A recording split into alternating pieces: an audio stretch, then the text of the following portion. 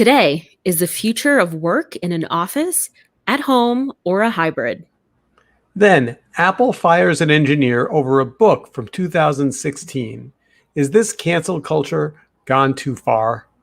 Finally, a potential sneak peek at Twitter's new subscription service, Twitter Blue. I'm Stephen Rosenbaum, and this is Future Forward. I'm Alexa Scordato. Let's launch.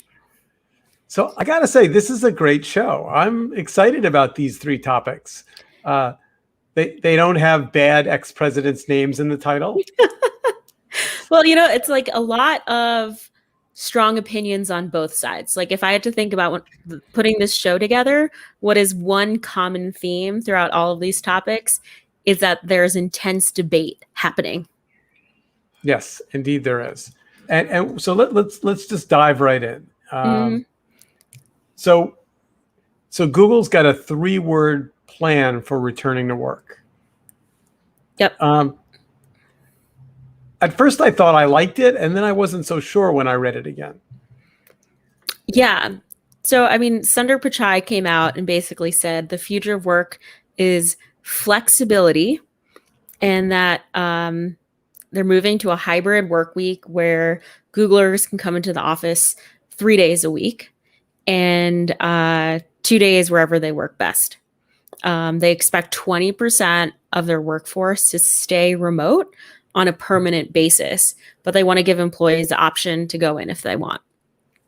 And this is actually almost a complete retreat from like a month ago when they were accelerating reopening their offices. And I think the expectation was that everyone was actually going to have to come back in some kind of like phased approach. So isn't this part of this, we've been talking about unions and we've been talking about all these issues over the last couple of months. Isn't this kind of a step toward this, like, I work for me and I'll provide services and product and enthusiasm for your company as long as it's good for me. But like, I could always be multitasking. I could always be ordering from Amazon while I'm working for, like, there's no, like, we're going to have your computer tracked so that we know what keystrokes you're typing. You might still have some aspect of that, but like you could imagine that, say, engineers who are working in the code base, right? They probably have certain systems really locked down where you have to have a certain kind of security setting. But for the most part, yeah, I think this is almost the end of the man, right? This notion that you work to live, and you live to work. It's no, you work to live. So his first, so flexibility and choice are his 3 words. That's only 2 words. What am I missing? Wait. That's so funny the way this was like headlined, right? Yeah, 3-word plan. And I was like, all right, I saw 2 of them. Hybrid maybe is the 3rd. All right, let's make hybrid the 3rd because that's a good word. Right. Flexibility, choice, hybrid. So not to be too kind of ethereal about this, but like part of what I immediately think about is like there used to be this world where kids understood when their parents were parents and when their parents were working. And other than like bring my daughter or my son to work day, like when I went to work, I was at work. I guess that's actually not true of me at all, but like put me off as an anomaly. You're an outlier. Yeah. But now I think this idea that like I had a meeting last week with somebody and they were out, they were dealing with their mom who was having an operation and they were calling into the meeting. And I was kind of like, why don't you just take the day off and deal with your family healthcare issues? But the answer is there's issues every day. Mm-hmm. Now on the street, when I walk down the street, there's almost always someone pushing a baby carriage and talking on their AirPods in a work voice. Mm-hmm. Like that, well, I think we ought to check like, I'm like, you're not talking to a child. No, and a lot of companies have really popularized this phrase, walk-in talks. How can you keep your mental health and physical health optimal during a workday? And it's basically saying, or combating Zoom fatigue. It's just saying, you know what, turn your camera off. Let's just do an old-fashioned phone call, voice only. And so if you want to walk around Central Park, you can go do that. Walk and talks. Mm-hmm. But you can't really look at a spreadsheet on your phone. I mean, No, you but can't. but there are a lot of meetings like managers, direct reports. You're talking about feedback, professional development, or like what's the latest, or what did I miss in that meeting? There are a lot You of know, opportunities for that. every meeting I'm in, there's a spreadsheet and a tracking document, and write that down. I know. Um, I'm surgically attached to my desktop for the time being. All right, but let's dig deeper into this, because the next article was the tech CEOs savagely mocking WeWork chief executive for saying the least engaged employees enjoy working from home. Right. So this was another example of just a PR blunder. So like return to office in general is this hot topic. Facebook, I don't think is going back until the end of the year. Twitter is never going back into the office. Google was sort of going to start opening their office in a phased approach, but now they're saying, you know what? If you don't want to come back to the office, you don't have to. And so there are more conversations about hybrid. What's interesting is WeWork, right, which is about to IPO under a SPAC. Their CEO came out and issued a statement that basically said that engaged employees are going to come into an office and that people who are less engaged are going to work from home. So polarizing, so critical of work from home. And it was such a missed opportunity. And by the way, it's so obviously self-serving. Like, really? But like not like it he tried to be self-serving but got served in the process. Like WeWork is going to benefit in a post-pandemic era where companies who are doing hybrid or who are letting employees work from home, like they're going to attract those types of people who want a third place to go to when they want, right? I might work from home, I might go into an office, or I might actually subscribe to WeWork and go in there 1 or 2 days a week. Anyway, such a blunder. By the way, this is the same WeWork that was a complete, utter meltdown, clusterfuck disaster, right? Just checking. Yes. All right. So the same WeWork in the Hulu documentary, which is worth watching. I have not seen the Hulu documentary. All right. So I know the answer to what you're going to do, because you're already, what did we call you? You're like a nomad employee. You're like a. I currently do not have plans to go back into an office. I think it's just like the stage in your life or where you're at a given moment. I can tell you, I never thought I would admit to this. There's a big part of me that's looking forward to an office in the city and having some kind of routine, and maybe not necessarily like going on the subway, but just like New York coming back. Like if I could get an apartment on the Upper West Side and walk to work or go take a spin class, or rush a Broadway show at TKTS, I'm kind of looking forward to that. Well, as of 48 hours ago, it seems like that's what's going to happen. Mm-hmm. I mean, all of a sudden, I will say, being out in the street today, people are definitely a little befuddled about the mask thing. They're like, oh, mask on, mask off, mask in store, wear mask around neck, but pull up when people are like, we're in like an awkward middle school dance phase of masks where we're like, what are we doing? Yeah, it is exactly right. But I do have to say, it is funny how even when the federal government makes decisions that seem abrupt and not rolled out particularly softly, people are like, okay, yesterday I needed to wear a mask and today I don't.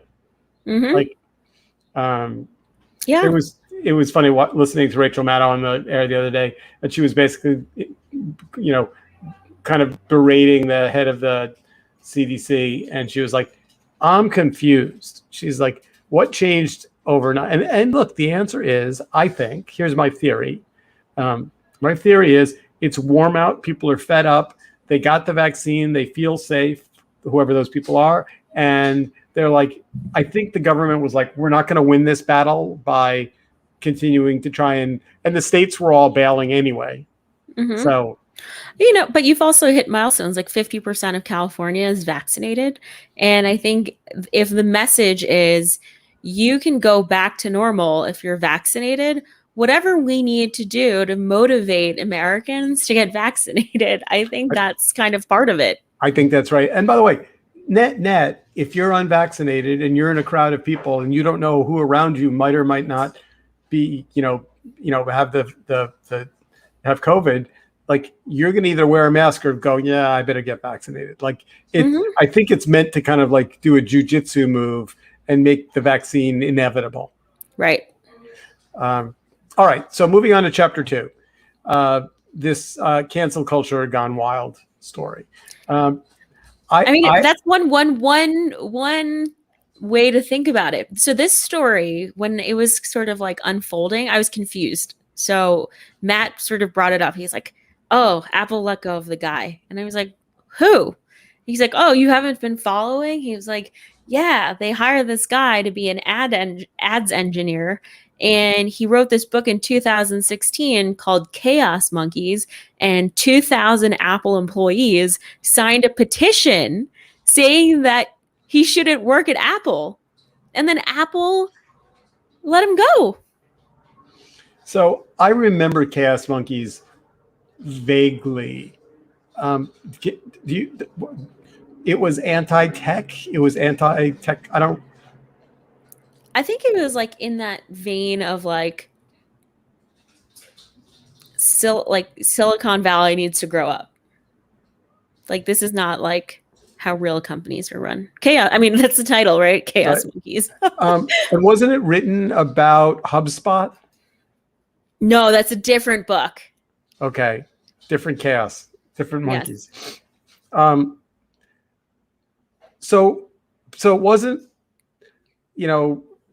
diversity based or sexual abuse or, man's like he wrote a book a long time ago. He did. The HubSpot book is Disrupted, and that's by Dan Lyons, who actually I think writes for the HBO show Silicon Valley. Right. But Chaos Monkeys, I think there were definitely passages in the book. So like my understanding is that when the book came out, it had mostly a positive reception amongst tech media, right? But there were passages and certain statements in the book that completely don't translate in today's like Me Too woke era, like describing a woman's figure in the office, and commenting on her physical appearance the way that he did in the book. It was vehemently called out. Anyway, this was interesting for me, right? Because there are kind of two sides of this debate. So if you go look at there are over 300 comments on Mac Rumors. There's a ton of Twitter discourse on this. You have one side that basically says, this is like cancel culture gone too far. People are getting like, there's no such thing as like redemption in the world today and forgiveness. Everyone has like baggage that's going to like, get taken out of context or used against them. And then you have other people that are sort of like, no, this guy's kind of like not a good person, because it's one thing to think about these things, but he published them in a book. And so this is just karma delayed. I wonder what the statute of limitation is on inappropriate book publishing. I don't know, but I mean, I think in the United States, most employees, when they're given an offer letter, are hired at will, right? Meaning that neither party needs to give notice, right? Doesn't even need to give a reason why. And so, I think Apple, in their statement, they said, we have always strived to create an inclusive, welcoming workplace where everyone is respected and accepted. Behavior that demeans or discriminates against people for who they are has no place here. So I think what's really interesting, though, is the guy technically was like on the job for 5 days, you know? He didn't do anything as an employee. It's what he did before his employment. So Apple made a business decision that this was going to just continue to go forward and that they just ought to nip it in the bud and they could hire another engineer. Totally. Yeah, and this is also interesting because it's Apple, out of all of the big tech companies, is the most secretive, and their employees tend to be sort of the most like behind the scenes. And so for them to actually take it upon themselves to sign a petition, like thousands of them, it's I don't know if it's on Apple or it's actually just a sign of like tech workers are more empowered than ever to really speak their minds. Whether they're going to unionize, sign internal petitions, blast their employers on Twitter. Like it's so interesting when you think about, the future of work. The future of work is hybrid. The future of work is also, uncensored or censored. Right? I guess. I don't know. I just found this debate fascinating. Yeah, for sure. I haven't read the book. Yeah, and I have not read the book either, and I personally don't know. Okay, I know some bad actors in the tech space, and I feel like if I were working somewhere and they were hired, I don't think I would necessarily say this person needs to be fired today or I'm walking, but I would probably make it known to HR. This person is like a walking HR violation grenade. And I'm going to like, if I so much as get a whiff of this person contributing to like a hostile work environment, then, my expectation is that we will act accordingly. I wonder if they read the book before they hired him. I mean, they looked at his resume. The book was on it. He hasn't hidden it. It's not like a tweet. It's not like a tweet from 6 years ago, which you could arguably miss. So they read the book and said, "Yeah, it was a long time ago." But I actually think maybe that's why they let him go, because maybe it was like an oversight. Interesting. All right, let's get to section 3 because it's maybe the most interesting one of the 3. Yeah. Twitter Blue.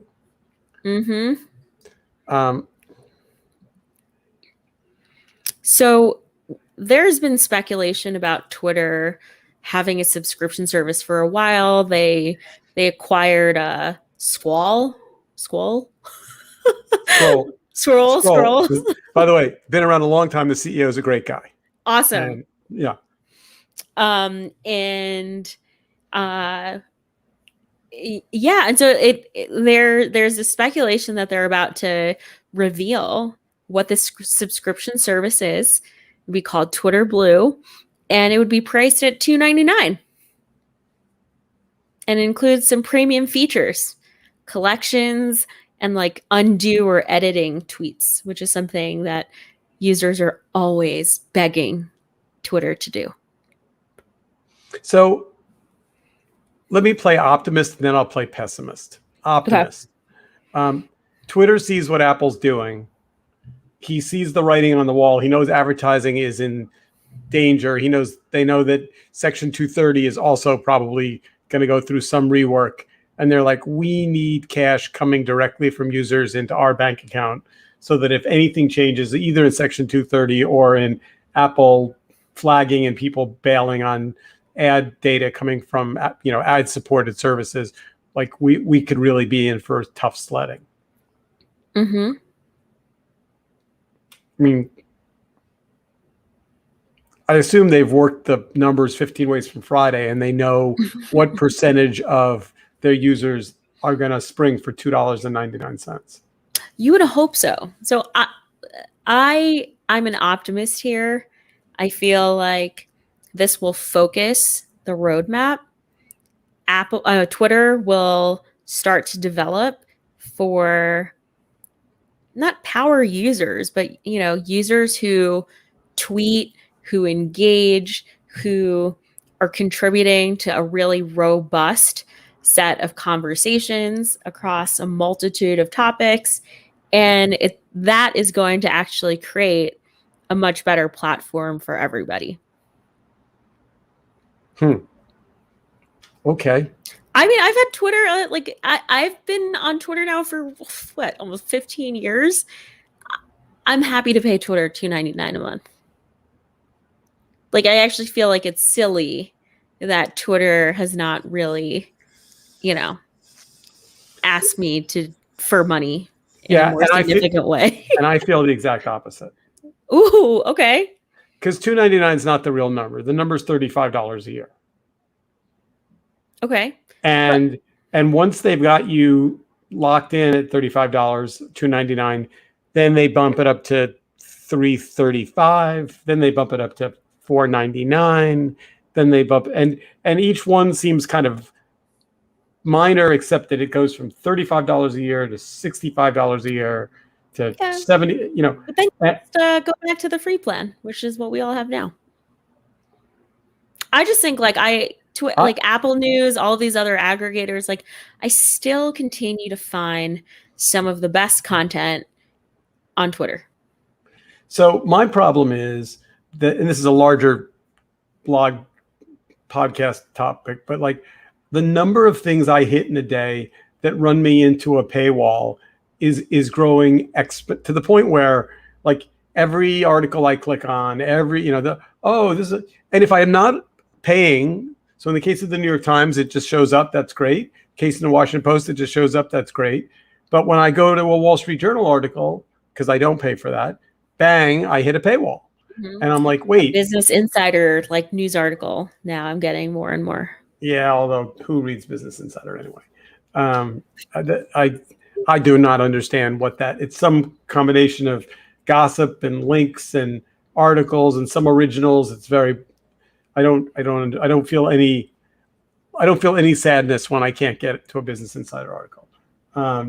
But net, if you on a regular basis read 30 things on the internet and each one of them charges you $2.99 a month, that starts to add up to be a pretty significant commit, to your, bite out of your paycheck to buy what was essential. The ads don't go away, by the way.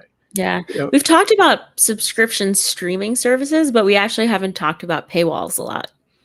And it's so interesting because there is this resurgence, or I don't know, a wave of gated content, right? And with Substack and its rise in popularity, I mean, you're really starting to see that. How long before Clubhouse has a gated community? I don't know. I don't even know if Clubhouse is going to be around in a year. My hope is that Twitter eats Clubhouse's lunch.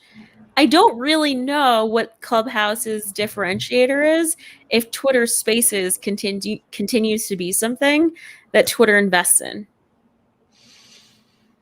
All I can tell you is somehow I got alerts on for Clubhouse, and the number of people that I know that are like in my friend group that are popping up on Clubhouse from early morning till late night is staggering.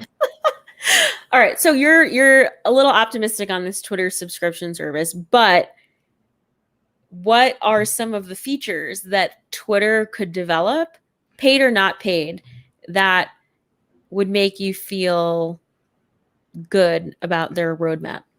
At least once a week, I post something that either has a link that's not right, or I should know, and I have to delete it and repost it.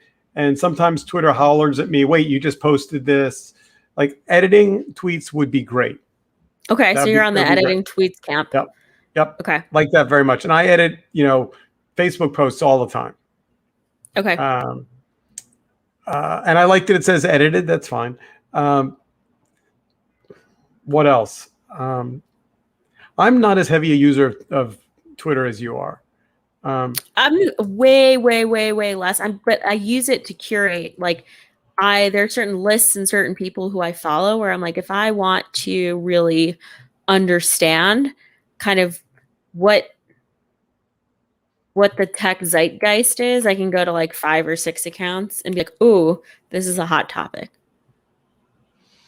I mostly go to it when something's breaking and I want to follow along the conversation. Mm-hmm. You know what phrase that doesn't get used much anymore is second screen. Yeah, because maybe it's just the way everything is now. It is the way everything is. That's correct. Right.